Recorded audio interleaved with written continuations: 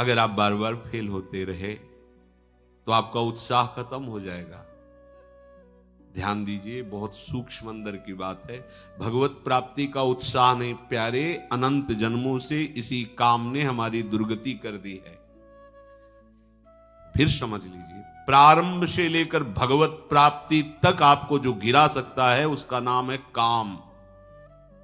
सब कुछ त्यागने में आप समर्थ हो सकते हैं। जब तक उपासक थोड़ा भी इसके प्रति राग रखेगा तो खरा नहीं उतर पाएगा। पुस्तकीय ज्ञान से कोई काम पर विजय प्राप्त नहीं कर सकता। कोई बाहरी क्रियाओं से अपने को इस काम से नहीं बचा सकता।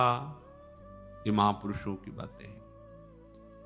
अज्ञानी ही अपने को मान लेता है कि मैं ज्ञानी हो गया हूं, मैं बड़ा भारी उपासक हूं। यदि उसे काम में थोड़ा भी राग है तो अज्ञानी ही है, पर अपने को ज्ञानी मानता है। तूने सब भूतों में विराजमान प्रभु को जो आनंद स्वरूप है उनकी प्राप्ति के लिए ठान लिया, तो पेश अंधकार में काम को क्यों स्वीकार करते हो? यही आश्चर्य की बात है कि उपासक हो करके तुम काम को स्वीकार करते हो। आस्थितः परमाद्वैतम मोक्षार्थे व्यवस्थितः आश्चर्यम कामवसगो विकलः केलि शिक्षया। बिना ये बात जाने तुम द्वंद्वों से मुक्त नहीं हो सकते, भगवत प्राप्ति नहीं कर सकते। ये सृष्टि मायाकृत है और तुम स्वयं भगवान के अंश हो। तुम पूर्ण हो, तुम्हें किसी भी विषय सुख की जरूरत नहीं है। अपने स्वरूप को, अपने स्वामी को भूल करके तुम आसक्त हो गए हो इस देह में। इसलिए तुम्हें अपने मन, बुद्धि, चित्त, अहंकार, इसमें जो काम स्फुरणा हो रही उसे मिटाना होगा। ऐसी स्थिति तुम्हें लानी होगी कि सारा जगत जो काम क्रीड़ा में लगा हुआ है, कामाभ्यास में रत है, भोगाभ्यास में रत है, तुम्हें ब्रह्माभ्यास, भगवदाभ्यास में स्थित होना है।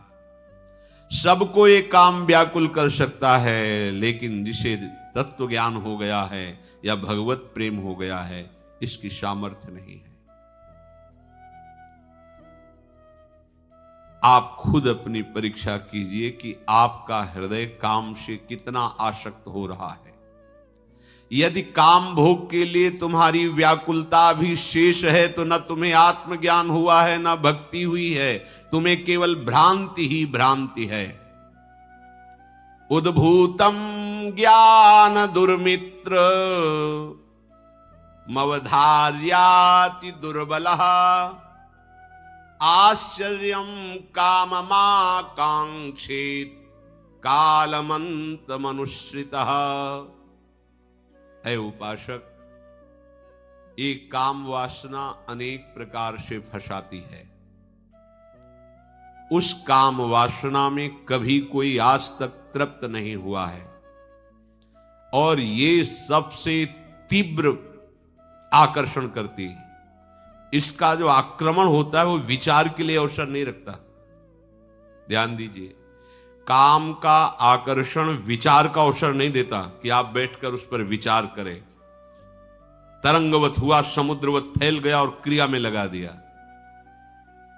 इसलिए जो सावधान उपासक है, ये सबसे बड़ा शत्रु है।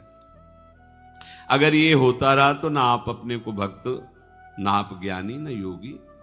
यहां कह रहे हैं कि भ्रांत मात्र है तुम्हारे हृदय में कि मैं ज्ञानी हूं, भक्त हूं।